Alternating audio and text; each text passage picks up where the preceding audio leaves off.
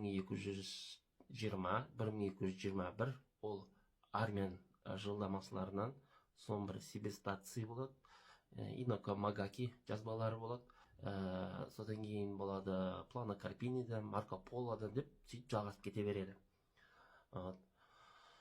Ал енді осы жаңағы мен сіздерге ұсынып отырған Менда Билудің ішінде ең маңызды нәрсе ол бірінші Шыңғыс ханның қара татар екені жазылған, және оның Жош ұлы, екінші ұлы, бірінші ұлы Би Иін деген қытайша жазған. Сол кісі және Цзинь империясын алу кезіндегі шайқаста қаза болғандығы жазылған. Ал енді әдебиетті қарсы алыңыздар. Менда Билу 1221 жылы Менху деген Жалайыр Мұқалайдың қосынында болған ханзулардың орысша айтқанда шпионы, яғни жансызы елші кейпіндегі сол жазылған дерек.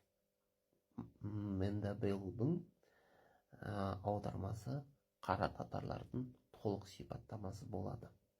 Бұны 1975 жылы орысшаға аударып, орыстар полное описание монголо-татар деп атын аударып жария еткен. Қазір өздеріңіз көресіздер. Бұл деректе Менхун, Шыңғыс хан және оның қолбасшылары, уәзірлері, атқосшылары барлығы қара татар екенін жазған. Яғни өздерінің ұлтын қара татар деп көрсеткен. Құрметті оқырман, сіздерге бұл кітаптағы жазулар анық көріну үшін кітаптың бетін қырынан қоямын. Телефондарыңызды қырынан қойып оқыңыздар. Осы кітаптың 45-ші бетінде татарлардың, яғни Шыңғыс ханның ұлысындағы рулардың шығу тегін жазады. Ол кісі Менхун, бұл татарлар дейді, шатодан шығады дейді. Бұл шато деген ол орысша жазылған. Негізде Қытай тілінде Садо. Бұл Садо, яғни орысша шато татарларының дейді, үш түрі болады дейді. Біреуі ақ татар, екіншісі қара татар, үшіншісі жабайы татар. Осы кітаптың 48-ші бетінде Шыңғыстың қара татарға жататындығын және оның уәзірлері, атқосшылары, қолбасшылары қара татар екендігін ап-анық жазған. Сонымен қатар татарлардың, яғни Шыңғыс ханның ұлысының халқының сипаттамасын және Шыңғыс ханның өзінің сипаттамасын берген. Орысшадан Шыңғыс ханның сипаттамасын оқып жіберейін. Что касается татарского владетеля Темуджина, то он высокого и величественного роста. Яғни ол зор денелі биік адам болған. Үтір с обширным лбом и длинной бородой. Нүкті, яғни ол кісінің кең маңдайлы және ұзын сақалды болған. Личность воинственная и сильная дейді. Ол кісінің мінез құлқы дейді, өтті жауынгер және өтті күшті деп жазған. Ол сонысымен барлығынан ерекшеленеді дейді. Құрметті оқырман, кітап бетін тігінен қоюға мәжбүр болып отырмын. Себебі бұл жердегі дерек өте маңызды. Өйткені бұл кітапта монгол деген сөздің, яғни моғол деген сөздің төркіні қайдан шыққандығы анық жазылған. Сол 10-шы ғасырда жазылған. Яғни моңғол деген сөздің былай айтқан кезде бөтен бір бөлек бір бұрын жойылып кеткен халықтың, яғни осы қара татарлар жойып жіберген, ата бабалар жойып жіберген халықтың атауы екенін Менхун ап-анық жазады.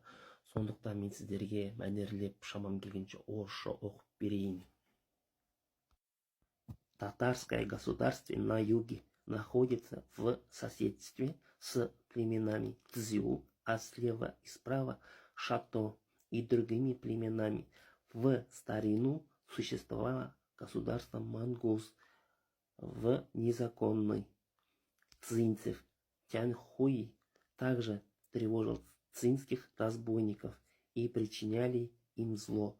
Цинские разбойники воевали с ними. Впоследствии же цинские разбойники дали им много золота и шелковых тканей и помирились с ними, как говорится в Чжэнмен Цзи Ляна.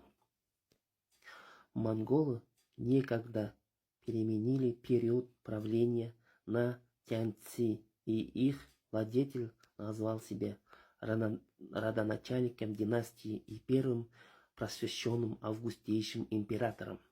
Нынешние татары, то есть народ Чингисхана, очень примитивны и дикие, почти не имеют никакой системы управления.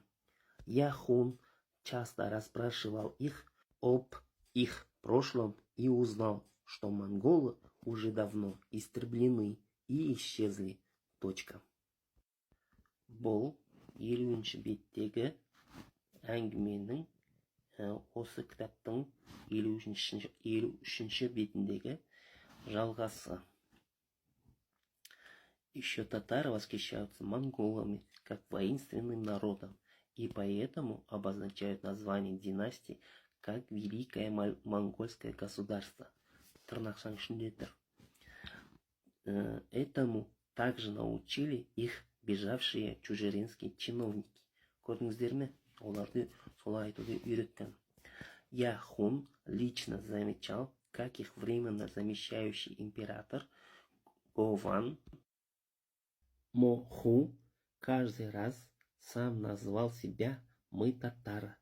Все их сановники и командующие также называли себя «Мы татары».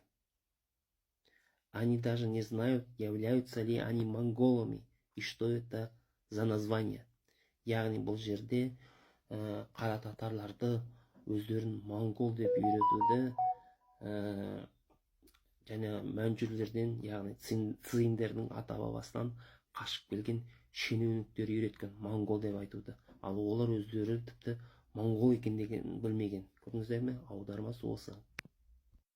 Құрметті оқырман, мен бұл кітаптағы TikTok тыйым салған сөздерді оқи алмаймын. Өйткені бұл видеоны удалить етіп тастауым мүмкін. Сондықтан мен сіздерге бұны бірден қазақшаға аударып беремін. TikTok әзірге қазақша түсінбейді. Бұл жерде, яғни осы кітаптың 56-шы бетінде Шыңғысханның ұлдары көп болған жазады. Тұңғыш ұлы Би-ин Цзинь патшалығының, яғни Юнчужанның, бұл Кидань, яғни қиыр шығыстағы мәнжүрлердің бабасының патшалығы, соның Юнчужан деген астанасын шабуылдаған кезде қаза болған екен. Сондықтан дейді, қазір Жошы Шыңғысханның үлкен ұлы болып табылады. Демек, біз бұл жерден бөртемен еріп келген меркіт